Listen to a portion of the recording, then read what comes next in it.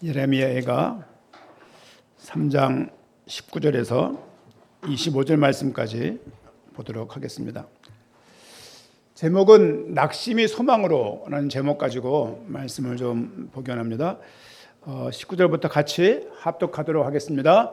내 고초와 재난고 쑥과 담즙을 기억하소서. 내 마음이 그것을 기억하고 내가 낙심이 되오나 이것을 내가 그 마음에 담아 두었더니 그것이 오히려 나의 소망이 되었사옴은 여호와의 인자와 긍휼이 무궁하심으로 우리가 진멸되지 아니함이니이다.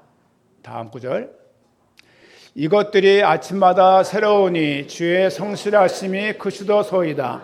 내 심령에 이르기를 여호와는 나의 기업이시니 그러므로 내가 그를 바라리라 하도다. 기다리는 자들에게나 구하는 영혼들에게 여호와는 선하시도다. 아멘. 예레미야 애가는 슬픈 노래예요. 애심, 옛날에 전용록에 애심 그런 가요가 있지 않습니까? 그러니까 슬픈 마음. 지금 예레미야가 슬픈 노래를 예레미야 애가에 적고 있습니다. 어떤 슬픈 일이 있었냐면 아기가 목이 말라서 혀가 입천장에 붙을 정도로 아이가 울지만 젖을 줄 자가 없는 거예요. 그런가 하면 4장 10절 말씀 보니까 딸 내 백성이 멸망할 때에 자비로운 부녀들이 자기들의 손으로 자기들의 자녀를 삶아 먹었도다. 얼만큼 상황이 안 좋았냐면 자비로운 부녀들이 자기 애를 삶아 먹는 거예요. 여러분 생각해 보세요. 아니 뭐 닭 한 마리 삶아도 마음이 측은할 건데, 그렇죠? 자기 자녀들을 삶아 먹을 정도로 어려웠던 그 상황이 남유다, 하나님이 선택한 백성들, 출애굽을 했던 백성들, 가나안을 정복했던 백성들, 모세경을 붙잡고 있던 그 사람들, 그렇죠? 성소에서 예배를 드리고 있고 성막에서 주님께 예배드렸던 그 사람들이 이런 상황이 된 거예요. 이걸 본 사람이 선지자 예레미야입니다. 그래서 또 우는 거예요. 나라가 망한다고 그렇게 말을 했는데 아무도 귀담아 듣지 않고 결국에는 매국노라 잡아가서 목에 착고를 채우고 두들겨 맞고, 그리고 또 많은 거짓 선자들 통해서 또 위협을 당하고 한평생 전도가 구원의 어떤 방법이라면 예레미야는 전도를 못했던 사람이기 때문에 구원을 못 받은 사람이에요. 선교는커녕 그냥 늘 백성들한테 아주 나쁜 모습으로 비춰지고 평생 눈물을 뿌리면서 살았던 사람이 예레미야입니다. 그런 생각을 해보는 거죠. 어저께 그 삼촌이 전화가 왔어요. 최 목사, 예, 우리 출입구 비밀번호 알아? 모르는데요. 이거야, 기억해도. 왜요? 내가 지금 머리가 아파. 근데요. 아, 이분이 돌아가셨다고 생각하는구나. 그러니까 비밀번호 아냐고 묻는 거예요, 이제. 그래서 말씀해 주시길래 가족들한테 이거래, 기억해도 그러고. 머리가 왜 아프신데요? 아, 모르겠는데. 혈압 있으세요? 혈압이 당연히 있지. 혈압이 당연하게 있는 거라고 말씀하시길래 그 약은 드셨나요? 약을 못 드셨대요. 그 약을 드세요. 약이 어디 있는데 찾아보세요. 그래가지고 약을 드시고 30분 뒤에 전화하니까 통화 중이야. 어머니 전화 들어보니까 통화 중이야. 아, 두 분이 또 통화하는구나. 조다령 씨가 조경 씨한테 전화해가지고 누나 나 머리 아파. 조치를 받았겠죠, 또 이제 이렇게. 그러면 이제 네가 먼저 가면 되니 호적에 내가 빠른데 그러면서 또 이제 둘이 얘기하셨겠죠, 이제. 아침 전화 들어보니까 그러더라고요. 살아계시더라고. 그래서 내가 그 고혈압약이 몇 개 있습니까? 한 7알 있대요. 그거 꾸준히 드시고 올 화쯤에 병원 한번 가시죠. 아까는 알았어. 그리고 이제 끊으셨습니다. 그런 거죠. 삶의 위협을 당해도 이렇게 그런 거예요. 근데 지금은 이 남유다는요, 북이스라엘이 이미 망하는 걸 봤고, 그렇죠? 722년, 586년도에 몇백 년 뒤에 드디어 남유다가 망할 때가 온 거예요. 성곽이 다 무너지고 성소가 파괴된 거예요. 그 가운데 예레미야가 할 말이 뭐가 있겠습니까? 울면서 지금 예레미야 애가를 읽으면요, 굉장히 아파요. 굉장히 아프고 그들의 범죄함 때문에 이런 징계가 주어졌고 징계가 주어졌지만 결국은 끝까지 완벽하게 망하지는 않을 거라는 말씀을 주고 있는 게 예레미야 애가서의 전반적인 그런 내용들입니다. 잠깐 구절들을 보게 되면 3장 19절 스스로 이르기를 나의 힘 내 고초와 재난과 고쑥과 담즙을 기억하소서. 담즙 무슨 말이냐면 너무 좀 힘든 상황에 있는 거예요. 그렇죠? 쓸 게 얼마나 씁니까? 막 그런 상황에서 지금 상황이 어떤지를 말하고 있고 내 마음이 그것을 기억하고 내가 낙심이 되거나 상황을 보니까 너무 낙심이 되는 거예요. 그렇죠? 늘 반복되고 늘 넘어졌다가 일어났다가 산다 그랬다가 죽은다 그랬다가 지금 상황을 보니까 예레미야 애가가 지금 낙심이 된다는 말씀을 하고 있습니다. 21절에 이것을 내가 내 마음에 담아두었더니 낙심된 마음을 오랫동안 담아둔 거예요. 그것이 오히려 나의 소망이 되었사오면 낙심을 오래 품고 있었는데 결국 그것은 내게 소망이 되었다는 말씀을 하시고 22절 여호와의 인자와 긍휼이 무궁하심으로 우리가 진멸되지 아니함이니이다. 인자, 헤세드, 긍휼, 라하밈 그럽니다. 주의 인자하심과 긍휼하심이 23절 이것들이 아침마다 새로우니 아침마다 주의 인자하심과 자비로움과 긍휼함이 아침마다 마음에 가득한 거예요. 그렇죠? 주의 성실하심이 크도소이다. 내 심령에 이르기를 여호와는 나의 기업이심으로 이러므로 그러므로 내가 그를 바라리라 하시도다. 기다리는 자들에게나 구하는 영혼들에게 여호와는 선하시도다. 화면에 제가 히브리어를 두 단어를 써놨는데요. 한번 이거 제 얼굴이 보이네. 이런 화면이었군요. 헤세드하고 라하밈 이런 단어입니다. 헤세드는 우리 지금 그 향동 지역이 잡았던 그 헤세드, 샬롬, 햇살 이렇게 하잖아요. 헤세드가 뭐냐면 변치 않는 하나님의 꾸준한 사랑인 거예요. 우리 상태에 따라서 변경되는 사랑이 아니고, 그렇죠? 빵점을 맞나 100점을 맞나 병자이거나 뭐가 부러지거나 실패했거나 성공했거나 상관없이 꾸준히 언약에 의해서 우리를 보호하시고 인도하시는 하나님의 언약적인 사랑을 헤세드라고 말합니다. 라하밈은 어떤 거냐면 긍휼 이런 마음이에요. 긍휼을 말을 하면은 이렇게 이해를 시키면 좋을 것 같아요. 어머니가 자식을 사랑하는 마음이에요. 그게 긍휼이에요. 그렇죠? 예를 들면 어머니들이 그렇죠? 그냥 자식이 어떻게 잘못될까 봐 그런 마음 있지 않습니까? 그렇죠? 자식이 나이를 먹어도 자식이 아기 같고 그렇죠? 아무리 장가를 가고 시집을 가고 그래도 늘 보기에 마음이 애틋한 거예요. 그 마음을 그러니까 어머니가 태아를 향한 본능적인 끊을 수 없는 연민이 이 단어에 포함된 단어라고 말합니다. 라하밈. 생각해보세요. 배에 탁 아이를 임신하고 이렇게 있으면 얼마나 그렇죠? 우리 제자들 몇 명 중에서 근래 출산을 해가지고 저한테 사진을 매주 보내주는 친구가 있어요. 이동현이라고. 이게 너무 이쁜 거예요. 이제 어떨 때는 엄마 닮았고 어쩔 때는 아빠 닮았고 제 애가 아닙니다.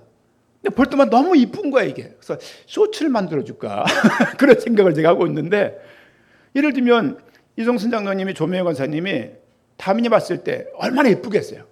그렇죠? 막 진짜 눈이라도 안 아프다는 그 말이 맞을 거예요. 요즘에 보니까 3대 500 뭐 이런 게 있나 봐요. 이렇게 헬스하는 사람들이 뭐 예를 들면 뭐 스쿼트를 할지 벤치프레스를 할지 하는 뭐가 또 있더라고 보니까 뭐죠 그게 뭐 그런 게 있대요. 뭐 더드리프트인가 뭔가 이제 그 500을 치려고 애를 쓰는 다은이의 인스타를 봤어요. 애 쓴다. 왜 이렇게 무거운 걸 들라 그래? 무거운 걸 500을 왜 들어 합을? 이게 세 개 종목을 합해서 500 되는 게 그게 뭐 그쪽 계에서는 뭐 해야 되는 부분인가 봐요. 그렇죠? 아니 10kg도 무거워 죽겠는데 무슨 500까지 들 필요가 세 개 합해서 최소한 하나당 한 150 이상이 돼야 되는 건가? 잘 모르겠는데 약간 세 종목에 500kg가 나와야 되는 것 같아 보니까. 애쓴다. 이거 잘못하면 이거 치질 걸리겠다 싶은 게 무거운 거 들다가 그러면서 생각 드는 거예요. 저 건강 괜찮을까? 이 생각이 드는 거예요. 그렇죠. 부모님들이 자식들을 생각할 때 그런 마음이 있는 거잖아요.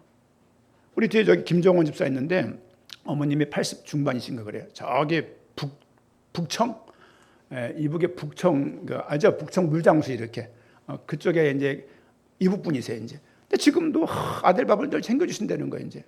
그래서 뭐 그런 거죠. 지난번 저도 어머니 집 왔었는데 어머니가 이렇게 밥을 먹을래 하고서 제가 아니요라고 말을 안 했는데 고세 차려놓은 거야 그걸 또. 그래서 얼른 그걸 이제 먹으면서 이렇게 왔는데 부모들은 그런 거죠. 이제 그러니까 긍휼이라는 단어는 라하밈이라는 단어는 그런 단어예요. 그렇죠? 하나님의 우리를 변치 않는 사랑으로 돌보고 계시고 헤세드. 그렇죠?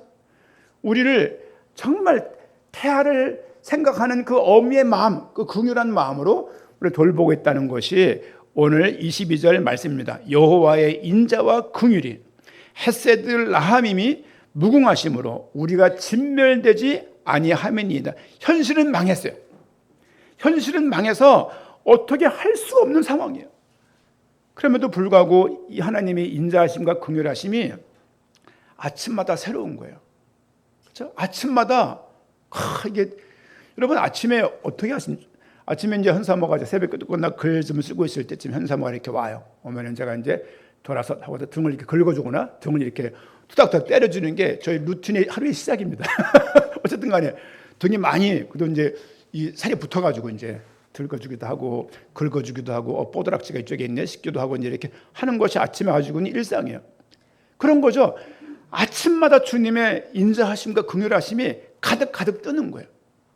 여러분 아침에 통독하시는 분들 꽤 많이 있는데요. 통독을 못한다 하시더라도 아침에 하나님의 사랑과 인자하심과 긍휼하심을 내 마음속에 가득 담았으면 좋겠어요. 하루를 어떻게 살아갑니까? 그렇죠? 살다 보면은 고난이라는 단어를 우리 인생 가운데 어떻게 이렇게 제끼고 살아갈 수 있는 단어가 아닌 것 같아요. 한 주간도 어쨌든 뭐 요즘에 또 다른 직업 요양보호사가 돼서 병원을 왔다 갔다 거리고 있는데 어쨌든 뭐 느끼는 거죠. 이 희노애락, 생로병사, 인생 자체에 그러니까 애들이 살아가면서 늘 힘든 게 없어. 그건 아직까지 애인 거야. 애고 아직까지 어린인 거죠. 사는 게 쉽지 않네 생각이 들어가면 사춘기 때부터 그게 시작되잖아요. 눈들이 바뀌기 시작하고 또 직장 한번 가보세요. 근래 우리 하은이가 이제 인턴 갔다가 인턴을 이제 마무리했는데 또 직장을 또 이제 갈 준비를 해야 될 거 아니에요. 이게 얼마나 마음에 부담스러울까. 제가 20대 돌아가면 그게 제일 힘든 것 같아요. 뭘 해야 되나? 뭘 해야 되나? 어떻게 해야 되나? 그런 생각들이 쉽지 않지 않습니까? 들어가면 쉽냐고요. 예? 우리 예은이도 저기 성수까지 멀지 않나? 멀죠? 지금 뭐 한두 달에 괜찮은데 이건 이제 한 3개월, 4개월 지나보세요. 이제 쩔어갖고 이제는 이제 슬슬 피로감이 쌓이고 더 예민하게 할 때가 올 건데 생각을 해보게 되면 지금 빛이 보십시오. 지금 3주 교회 못 나와요. 그래서 이제 오늘까지 3주인데 얼마나 어려울까요? 그렇죠? 어쨌든 작년들은 적응이 돼서 가고 있다고 하지만 막상 준비를 해서 대학 준비 빨리 컸으면 좋겠다 막 그런 마음을 가다듬다가 직장에 딱 들어갔는데 생각보다 원했던 게 아니야. 대부분 아닙니다. 대부분 아니. 제가 대학사에 가면서 대학 들어온 애들 만나보면 대부분 다 이 대학 들어오기 원치 않았더라고요. 박펠스도 그랬나요? 네? 저 친구도 서울대학 간 친구인데 한양대 왔는 거야. 뭘 장학금 받으려고 왔겠죠. 이렇게 토목과를 이렇게. 토목과였네? 하도 헷갈려. 하도 많은 걸 해가지고. 그러니까 이게 보면은 그런 거죠. 그러면서 뭐 어거지로 1년 보내고 또 군대 갔다 와가지고 또 학교 가네 안 가네. 다은이 이사를 왔어요. 학교가 저희 집에서 50m가 될래나? 문에서 정문까지 저희 집에서. 그걸 안 가겠다는 거야. 자퇴하겠다는 거야. 8시 반까지인데 29분에 나가요. 근데 지가 그랬어. 한번 넘어져갖고 횡단보도에서. 그러니까 이게 인생에 쉬운 게 하나도 없는 거예요. 애들 키우는 것도 쉬운 게 아니고 결혼해도 쉬운 게 아니고 남편도 참 성격이 지랄 맞고 아내도 참 성격이 좀 그렇고 막 놀러 다니기 너무너무 좋아하고 집에 있지를 않고 막 그냥 밥통이랑 밥 하나도 없고 막 그냥 막 그런 거죠. 이제 그런 생활 살다 보면은 사는 게 쉬운 게 아닌 거예요. 결혼할 땐 좋은 줄 알았는데 10년, 20년 지나다 보니까 이런 남자가 없죠. 이런 나쁜 남자가 없는 거예요. 막 그 예를 들면은. 그런 상황들. 건강도 어느 날 문득 그런가 보다 했는데 잘 걸을 수가 없고, 뭐 허리가 아프고, 뭐 어깨가 아프고, 관절이 아프고. 따지고 보면은 고난이라는 단어가 인생 가운데 너무 많은 것 같아요. 그런데 에레미야에 가서 당했던 나라가 폭삭하고 자기 새끼들을 삶아먹을 정도의 어려움은 아닐 것입니다. 또 어떤 사람은 상처가 많아서 그 상처에 매여가지고 헤매는 사람들이 많을 수 있습니다. 그 과정을 어쨌든 겪어야 돼요. 지금 겪지 않으면 나중에 나이 먹어서까지도 그거에 의해서 삶을 잘 못 살아갑니다. 여러분, 어쨌든 우리 성도님들이 이 고난 가운데 바른 하나님의 인자하심과 긍휼하심으로 여호와 하나님이 나의 기업이라는 것을, 내가 물려받을 상속이라는 것을 늘 발견하며 살아갔으면 좋겠습니다. 첫 번째로 고난에 대한 이해입니다. 고난에 대한 이해. 고난은, 구약은요, 이런, 제가 그 에레미야서, 에가서 볼 때마다, 이사야서 볼 때마다, 선지서 볼 때마다 고민이에요. 죄 때문에 징계받고 심판받았어요. 이걸 읽는 성도들은, 아, 내가 지금 이렇게 힘든 거는 징계받은 것이구나 라고 생각하기 너무 쉬운 것 같아요. 어떻습니까? 또 목회자 또한 읽다 보면 바르게 성경을 보지 못하면 당신 이렇게 힘든 것은 기도 부족이야, 헌금 부족이야, 지성을 안 모았어, 그 지성에만 감천이라는 논리를 가지고 말을 하고 이 병 온 것이 당신의 부족함과 결핍 때문이라고 말을 하게 되면 신앙생활은 너무 힘들어지는 거예요. 우리는 구약을 모두 완성하신 예수 그리스도가 우리 코앞에 있다고요. 이 관점으로 고난을 봐야 되는 거예요. 그렇죠? 우리에게는 선지자가 있는 게 아니라 우리에게는 마지막 선지자이신 예수 그리스도가 우리 앞에 있는 거거든요. 그러니까 고난을 신학적인 관점에서 어떻게 이해해야 될까? 징계가 아니라 훈련일 수 있다. 이 말씀 꼭 기억하십시오. 히브리서 12장 6절 말씀 보니까 주께서 그 사랑하시는 자를 징계하시고, 사랑하시기 때문에 징계한대요. 사랑하시기 때문에 이렇게 저렇게 하자고 말할 수 있는 것이고, 또 투덕될 수 있는 것이고, 이렇게 하자고 권면할 수 있는 것이죠. 아픈 말이 할지라도 그가 받아들이시는 아들마다 채찍질 하심이라 하였으니. 여러분, 자식이니까 혼내는 거죠. 물론 부모님의 부족도 있습니다. 그러나 주님께서 우리에게 주신 고난을 허락했을 때 어떻게 이해되냐? 나를 사랑하시기 때문에 이런 과정을 주셨다. 여러분, 애굽에서 구원한 백성들을 가나안에 가기까지 40년 동안을 광야에서 뺑뺑이를 굴리셨다고요. 이게 주는 의미가 큽니다. 그냥 고난을 주고 고생시키고 형벌을 주는 것이 아니고, 하나님이 그들에게 내가 누군지를 알게 하고 하나님을 믿게 하는 과정으로 40년 광야를 삼았다는 것을 알 수 있습니다. 꼭 기억하십시오. 징계가 아니라 훈련일 수 있다. 또 하나가 뭐냐면, 우리 로마서 8장 28절 말씀 보니까, 우리가 알거니와 하나님을 사랑하는 자 곧 그의 뜻대로 부르심을 입은 자들에게는 모든 것이 합력하여 선을 이루느니라. 하나님을 사랑하는 자 곧 그의 뜻대로 부르심을 입은 자들에게는 모든 것이 합력하여 선을 이룬대요. 어떤 일이 여러분 삶 가운데 지금 있습니까? 뭐든지 이해될 때까지 막 파딩겨가지고 시시비를 가리지 마십시오. 그것은 더더욱 그래요. 왜냐하면 하나님이 그 사건을 통해서 가지고 있는 계획이 있을 거예요. 그 계획을, 예를 들어 건강도 마찬가지죠. 누가 아프기를 원하겠습니까? 살다 보면 환경적으로 좋지 않을 때가 있단 말이야. 하나님의 계획을 묻는 것이 신앙이에요. 그렇죠? 예수 그리스도를 믿는 게 신앙입니다. 이 믿는다는 이 신앙은, 제가 이제 화요일 날 신회를 가지 않습니까? 그 IS 비즈타워 신회를 가는데 여기하고 모임이 다르잖아요. 그렇게 항상 말씀을 드려요. 기독교인들은 뭘 믿는지 아십니까? 이렇게 말을 해요. 대부분 불신자들이니까. 예를 들면 우리는 뭘 믿습니까? 이 고난이 하나님의 영광을 드러내기 위해서 내게 허락됐다는 것을 믿는 믿음이 필요한 거예요. 믿음이 있다는 얘기는 선교한다, 전도한다, 영접시킨다를 대표할 수 없습니다. 오히려 내 됨됨이를 그게 드러나야 돼요. 그렇죠?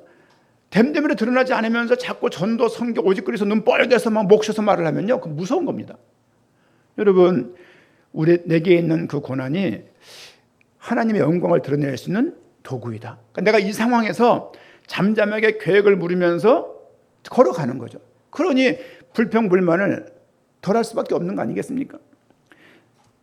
또 세 번째는 그리스도 안에서 우린 버림받지 않았다. 여러분, 구약시대 우리 로마서 8장 39절 말씀 보니까 높음이나 깊음이나 다른 어떤 피조물이라도 우리를 우리 주 그리스도 예수 안에 있는 하나님의 사랑에서 끊을 수 없으리라. 아무리 자식과 부모 관계가 안 좋아도 끊을 수가 없는 거 아닙니까? 하나님도 그렇다는 거예요. 그러면 내가 죄졌기 때문에 지금 형벌을 주시고 나를 막 그냥 완전히 폭삭 망하게 해서 이렇게 형벌을 주신다? 그렇게 생각하는 건 구약적인 사고인 거예요. 구약은 율법입니다. 신약은 복음이에요. 구약은 선지자에 의해서 하나님 말씀을 대언했지만 선지자의 끝에 누가 서 있냐? 마지막 선지자 예수 그리스도가 서 계신 거예요. 그분은 뭐라고 말했습니까? 그분은 너희를 위해 죽으러 왔다고 말을 하고 십자가와 십자가 위에서 다 끝냈다라고 말하고 계신 거예요. 우리가 여러분 자녀들이 부모에게 늘 부모의 충분한 뭐랄까요? 만족스러운 행동들을 합니까? 막 치고받을 거예요. 뭐 엄마가 해준 게 뭐 있으면 아빠가 해준 게 뭐 있냐고 막 그럴 거란 말이죠. 왜 나는 이렇게 우리 애들 항상 그래요. 아우 우리 애들 키 작은 것도 아빠 때문이라고. 왜 나 때문이야? 할머니 때문이지. 그렇죠? 아니 그리고 뭐 다은이는 털 많은 게 아빠 때문이래. 왜 아빠 때문이야? 할머니 때문이지. 통이 큰 게 왜 아빠 때문이야? 할머니 때문이지. 뭐 등등등입니다. 등등등. 그렇죠? 사실은 따지고 보게 되면 뭐 서로 할 만한 게 많죠. 근데 이게요 실시비가 되는 게 아니라 하나님의 그 속에서 계획이 있는 거예요. 어저께도 제가 밤에 우리 뭐 잠깐 외출했다가 옷을 사려고 따라 나갔었어요. 이렇게 모자가 있는 거예요. 세일. 또 호기심에 늘 하는 거니까 오늘은 성공할까 싶어서 다 써봤죠. 못 사왔습니다. 결국은 다 낑겨가지고 못 사고 다 벗고 왔는데 쓰니까 뭐 모습이 어머니 같다는 둥 뭐 그래가지고 그러면 어머니 새끼인데 그래 어머니 닮아지는 결국 다 못 쓰고 왔는데 그렇습니다. 여러분 인생 가운데 고난이 있을 때 징계가 아니라 하나님이 나를 다루시는 것이다. 그렇죠? 3대 500을 치기 위해서 지금 막 훈련하는 과정인 거예요. 그냥 너무 힘들 거 아닙니까? 또 하나님의 영광을 드러내는 과정이다. 그렇죠? 그리스도 안에서 우리는 버림받을 수 있는 존재가 아니다. 그래서 내가 이 고난이 왔을 때 포기하지 말고 좌절하지 말고 그냥 제가 애들한테 항상 했던 이야기예요. 어렸을 때 하기 싫은 걸 할 수 있어야 네가 하고 싶은 거 할 수 있다는 말을 항상 했었어요. 애들이 뭐 귀에 박혔을까 이제 그게 막 저도 그렇게 안 했거든요. 사실상은요. 하지만 살아보니 좀 알겠는 거야. 이렇게 하면 더 좋을 것 같은데 근데 결국은 그래도 애들이 받자는 거기까지죠. 거기까지죠. 여러분 고난에 대해서 신학적으로 복음적으로 이해하는 그런 한 주간이 되기를 부탁을 드립니다. 두 번째는 고난을 통한 성장입니다. 고난을 통한 성장. 욥기 42장 5절 말씀 보니까 내가 주께 대하여 귀로 듣기만 하였사오나 이제는 눈으로 주를 배웠나니. 욥이요 다 가족들을 다 여의고 있는 재산들 다 잃어버리고 결국은 한 인생을 살면서 하는 결론이 이 결론이에요. 내가 주님을 말로만 귀로만 듣다가 이제는 주님을 내가 눈에서 본 것 같다는 거예요. 제가 이 고백을 예전에 다은이 아팠을 때 했던 고백이에요. 그렇지. 이게 이 말이구나 이게. 그동안 그냥 아프면 기도할게 이렇게 하다가 막상 내 삶 속에 그 문제가 딱 다가오니까 너무 다급한 거예요. 다급하고 어떻게 해야 될지. 저뿐입니까? 우리 임준호 장모님도 우리 하은이도 그것도 많이 하셨잖아요. 예를 들면 우리 민주도 마찬가지고 우리 다 애들 키울 때 그냥 키웠습니까? 기도하면서 막 그때 키우지 않았습니까? 그러면서 얻는 결론이 한 고비를 넘게 되면 그때 아는 거예요. 하나님이 함께 하시는구나. 이것을 딱 알게 돼요. 혹시 여러분 지금 삶을 살아가면서 자녀 문제랄지 건강 문제랄지 물질 문제랄지 여러 가지가 있을 수 있습니다.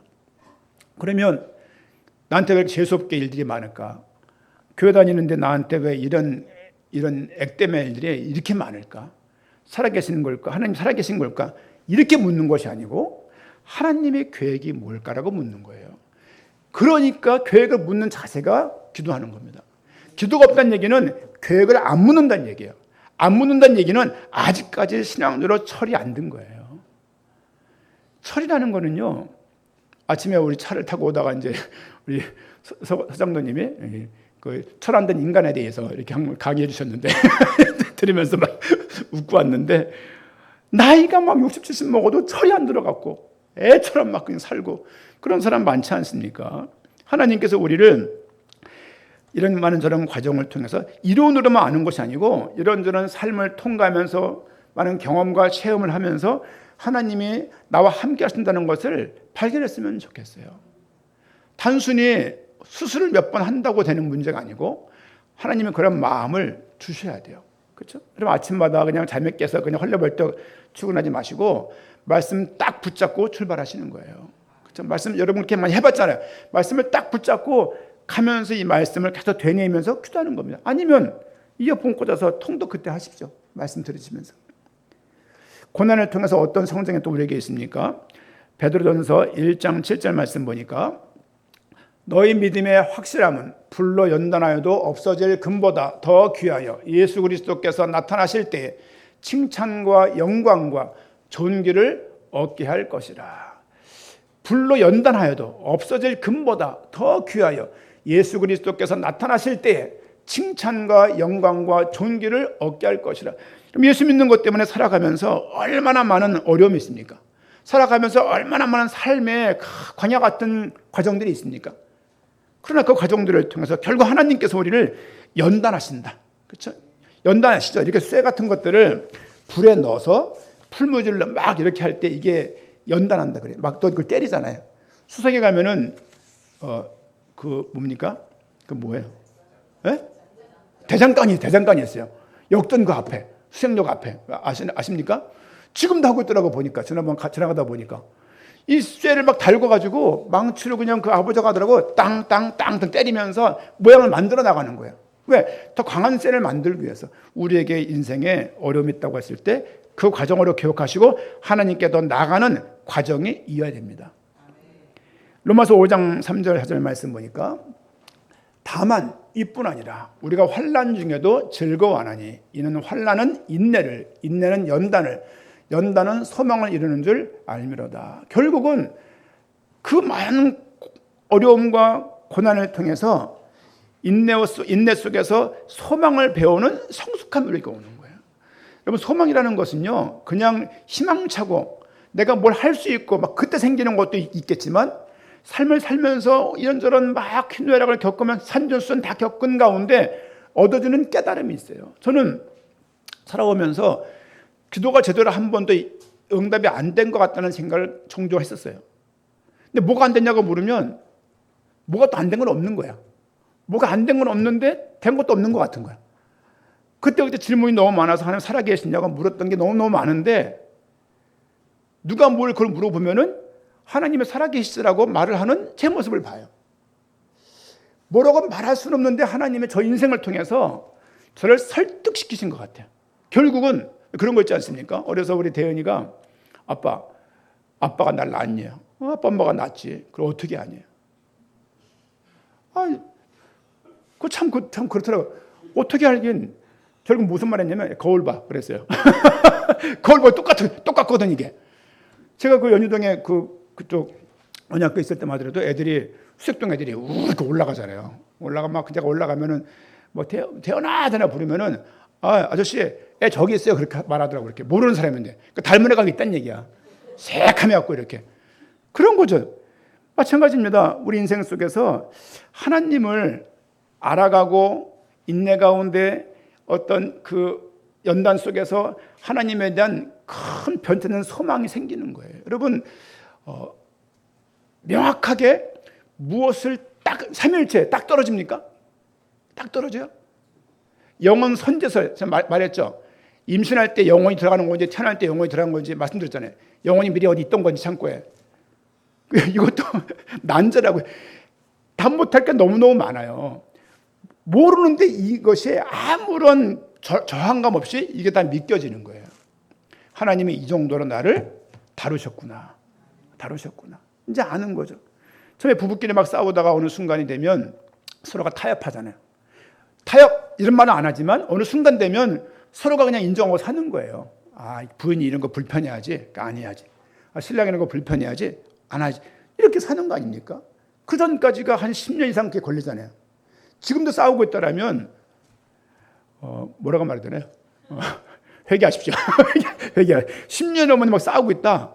이게 너무 잦다 그러면 좀 상담소에 갔다 오세요. 상담소 돈 내고 그냥 그 야매를 하지 마시고 좋은 거 돈 내고 정신과한테 가갖고 약도 처방받고 그게 좋아요. 그냥 이거 뭐 부부끼리 알아서 할 수 없는 문제가 많다니까요. 그럼 고난을 통해서 우리는 성장될 것이고 이 고난이 광야인 것을 꼭 기억하면 좋겠어요. 특별히 고린도후서 1장 4절 말씀 보니까 우리의 모든 환난 중에서 우리를 위로하사 우리로 하여금 하나님께 받는 위로로서 모든 환난 중에 있는 자들을 능히 위로하게 하시는 이시로다라고 말씀을 하고 있습니다. 하나님은 무슨 말이냐? 고난을 경험한 자는 고난 중에 계시는 하나님의 위로를 경험하게 됩니다. 위로를 경험해야 돼요. 내 인생 왜 이렇게 재수가 없지? 그렇게 하실 것이 아니라 하나님이 영시가 이렇게 말하는 것은 아니지만 그분이 잠결에 일상생활을 하면서 하나님의 도우심과 함께하심을 주어주는 인자하심과 긍휼이 우리 삶 가운데 가득하고 그것을 하나님께서 우리에게 주고 계시다는 것을 알 수 있어야 돼요. 믿음이라는 것은요, 어마어마한 성과를 내거나 어마어마한 일을 하는 것이 아니라 일상생활 가운데 하나님을 인정하는 거예요. 오늘도 하나님이 나를 살리셨구나.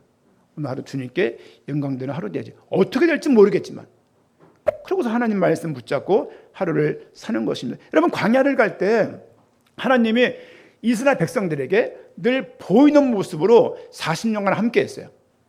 구름기둥으로 불기둥으로 함께 했어요. 40년간 하나님이 가시적으로 보이게끔 함께 했어요. 가장 불신앙했던 때가 그때예요. 신기하지 않습니까? 하나님이 함께 하시는 그 기간이 성경을 보면 그때가 가장 진했어요. 근데 백성들이 가장 많은 불신앙을 그때 했다는 거예요. 그러면서 결국 하나님은 40년 동안 백성들을 키웠어요. 키운 그들을 가나안에 들어가게 했습니다. 가나안 들어가서 그 정복에 심취해서 너무 감사했지만 또 거기서 죄를 짓게 돼요. 그게 인간의 삶에 가지고 있는 태도이면서 인간이 왜 죄인이냐? 그런 부분 봤을 때 죄인입니다. 그러나 하나님께서 그들을 포기하지 않으신다. 인자하심과 긍휼과 함께하심을 믿는 한 주간 되기를 축원드립니다. 세 번째 마지막으로 고난 속의 은혜입니다. 저 어렸을 때 이 말이 이해 안 갔어요. 그게 은혜야 그래요. 뭐가 은혜냐고, 힘들어 죽겠는데. 집이 이렇게 지질도 가난하고 산동네 살아야 되고 막 그런 그 부분들 이야기 지금의 다 아름다운 추억으로 남아 있지만 그 당시엔 그게 너무 싫은 거예요. 너무 싫고 방 한 칸에서 1.5칸에서 5명이 살았어요. 그 어려울 때가 있더라고 보니까. 그러니까 그럴 때 느끼는 게 뭡니까? 아버지에 대한 분노죠. 왜? 아버지가 다른 아버지하고 같은 위치에 있는 것 같지 않은 거야. 늘 어머니가 돈 때문에 걱정하시는 그런 모습이 있고 어쨌든 그런 것들이 저에게 큰 유익이 됐지만 그땐 그게 참 힘들었었어요. 이렇게. 그래서 그때 숭 실고 거기를 산 넘어 다녔어요. 이렇게. 산 30번 지니까 쫙 이렇게 산등성 따라가 설탕 몇 개 지나가고 이렇게 내려가면 약수터 가세요. 물 한 컵 먹고 숭실 가는 거죠. 이렇게. 그때 그 때문에 지금 건강한 거예요. 그때 막 가방 메고 무장공부처럼 막 뛰어 올라가. 야자하고서 또 이렇게 넘어오는 거예요. 이렇게. 그러면 3년 동안에 2년 동안 그러면서 그렇게 살면서 결국은 지나고 보니까 다 그런 것들이 도움됐다는 생각들을 하게 되는 것이죠. 이렇게. 여러분, 고난 속의 은혜, 왜 은혜의 과정입니까? 히브리서 12장 6절 말씀 보니까 주께서 그 사랑하시는 자를 징계하시고 아까 읽었죠? 그가 받아들이시는 아들마다 채찍질 하심이라 하였으니 고난의 주체가 누구냐? 하나님이에요. 네? 고난의 주체가 사탄이 아닙니다. 여러분, 한때 우리가 사탄 결박 그러면 죽지도 않아. 매일 결박해도. 그렇죠? 오늘은 손목 부러지고 다음에 발목 부러지고 근데 늘 보면 사람이 완전 어벤져스야. 죽지도 않아. 기도의 반이 사탄 결박이에요. 그래서 모든 종목마다 사탄. 애들 위해 기도하다가 사탄 나와야 되고 무조건 사탄 막이 나오는데 그러면 그리고 영적 문제 불명의 아주 의문되는 그 말이 영적 문제. 영적 문제가 뭡니까? 영적 문제가. 그래서 영적 문제야. 영적 문제는요 영적인 부분의 문제예요. 근데 정의도 다 달라 사람들이. 기분 나쁘면 저 권사 이제 영적 문제죠. 그런 식의 말들을 하면서 사탄 꺾어야 돼. 이런 식인 거죠 이제. 어떤 때는 그런 거래요. 신방 가는데 이 집은 기도가 안 된대. 그럼 그 집 뭐가 되는 거예요? 이 집 기도가 안 되는데 그 이 집에 뭐 문제가 있다는 얘기입니까? 애가 저러는 것은 저거는 사탄을 꺾어야 되는 거라는 거지. 아니 성격적인 기질이 약간 이상한 기질이 있나 보지. 그러면 장기간 도와야 되고 교육을 해야 되고 시간이 필요한 거 아닙니까? 근데 막 잡아서 막 그냥 마귀 때문이라는 말을 해가면서 남편이 교회 안 나면 마귀 새끼 때문이라는 말을 막 하면서 사람들이 영적 싸움 하려니까 사람들이 다 사람과 싸우는 거예요. 얼마나 거칠어지는지 몰라요. 아니 복음이 얼마나 큽니까? 복음이 얼마나 위대합니까? 그 시간에 마귀가 얼마나 위대한지를 배우고 있으니 이 복음이 아니죠 이게. 여러분 고난의 주체는 하나님이시다. 광야를 가게 하신 것은 하나님이다. 꼭 기억하십시오. 내가 힘들대. 당연히 80 넘었으니까 힘들죠. 80년을 썼어봐요. 여러분 80년을 이 마이크 쓸 수 있겠습니까? 그냥 가만히 둬도 80년 둬도 이 종이 없어질 거냐? 아니 그런데 핸드폰을 2년 쓰면 못 쓰잖아요. 몸을 80년 쓴 거야. 생각을 해보세요. 폐가 괜찮겠냐고, 심장 괜찮겠냐고, 관절이 괜찮겠냐고요. 어깨가 휘지 않겠냐고. 이렇게 아무리 운동을 해도 이제 흰머리가 안 나겠냐고요. 여러분 고난의 주체가 하나님이라는 것을 인정하시고 삶 속에 있는 그 생의 주기에 있는 고난들이 있어요. 그때 그걸 잘 받아들이시는 거예요. 그렇죠? 여자분들 갱년기 오시면 얼마나 힘듭니까? 그렇죠? 저희도 힘들었습니다. 우리 도원대원 다운 최영식까지 힘들었습니다. 왜? 한 여자가 감당이 안 되는 거예요. 야, 우리 집만 이렇게 딴 집도 이럴 건데. 그렇죠? 갱년기가 아직 안 왔다고 생각하는 가정들은 준비하십시오.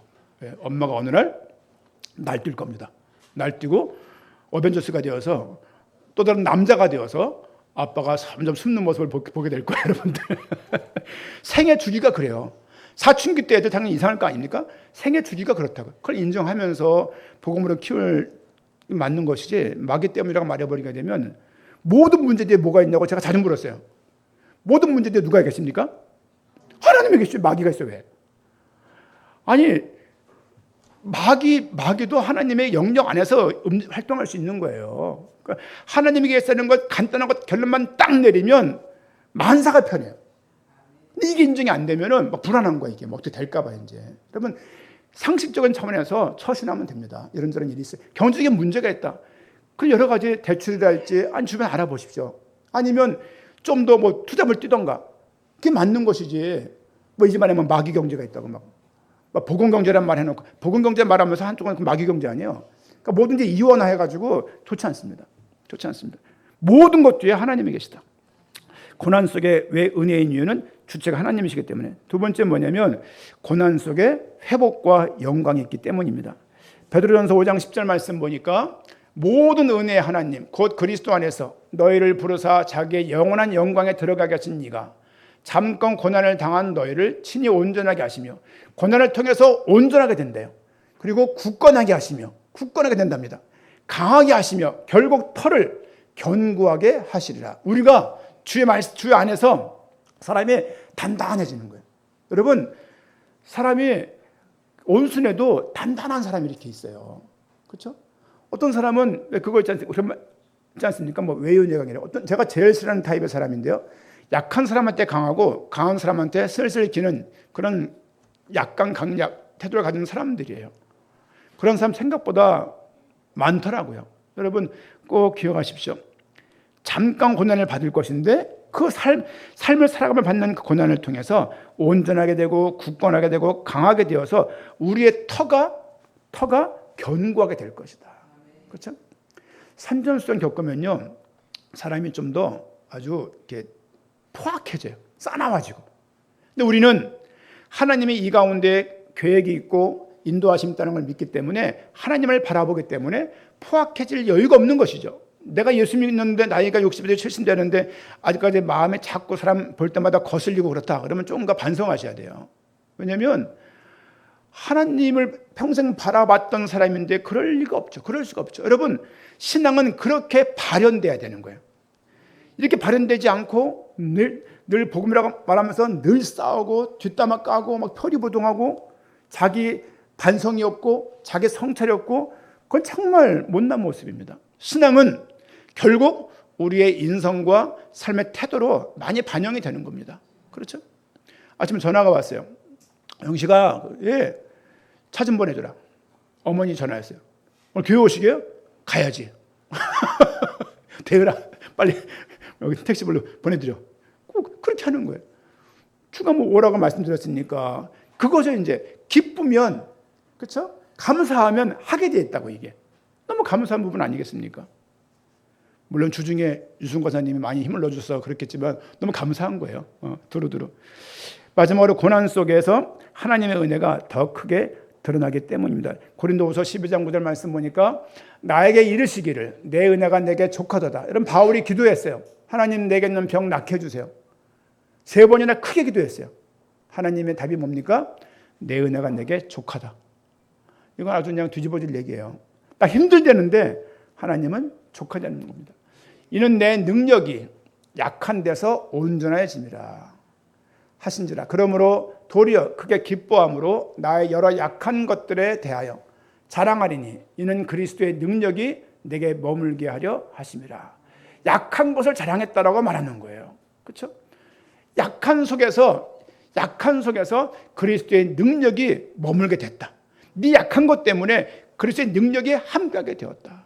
그렇죠? 취업 때문에, 또 직장 생활 속에서 안 맞는 사람들 때문에, 또 자식들을 가족 부양을 해야 되는데 경제적인 어려움 때문에, 이직 때문에, 여러 가지 질병 때문에, 여러 가지 또 마음에 고민이 많은 사람들이 있어요. 마음이 이렇게 고민이 안 풀리고 계속 이렇게 자신만 바라보는 사람들이 있습니다.